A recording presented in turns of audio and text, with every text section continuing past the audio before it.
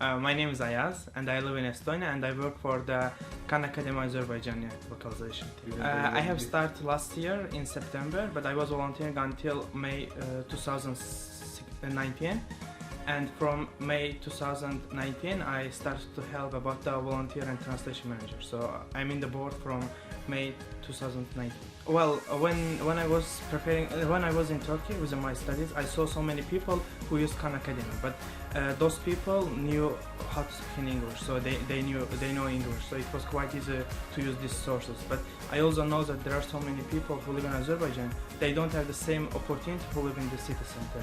So I really want to help them to get this resource, to access those Khan Academy resource. So it was the main reason that I joined actually. I guess for them, for teenagers, the university is the main part that they can start their life, how can I say, perfectly, but just because just because of the geography they live in, they have the limitation. For example, they cannot get accepted because of those kind of problems, or they have the financial restrictions. They cannot go to private courses, tutors, and stuff like that. But the Khan Academy just eliminate all the problems. Like, we have just 2 permanent workers like me, and we have the national advocate who is Leila.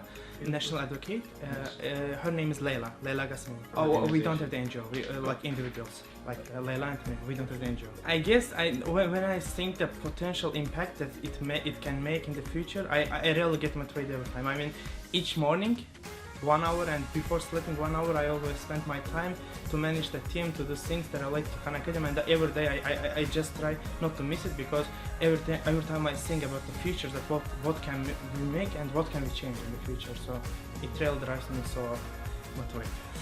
When I was flying from Estonia to come here, I was so motivated. Even in the flight, it was 13 hours flight, even I didn't fly, because I was thinking that what kind of things I can learn from the people, because we have monthly calls. Even this monthly call, I learn a lot, but I wouldn't imagine that what can even learn from the other advocates that they did, because they just already moved the way that we are moving now, so they would help a lot.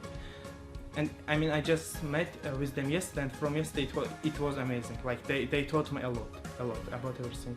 Like how they did the fundraising, what kind of tools they used. I mean, and it's also important that there are so many different experiences that they faced. So I can also just know that what can happen if I use their way, if I follow their way.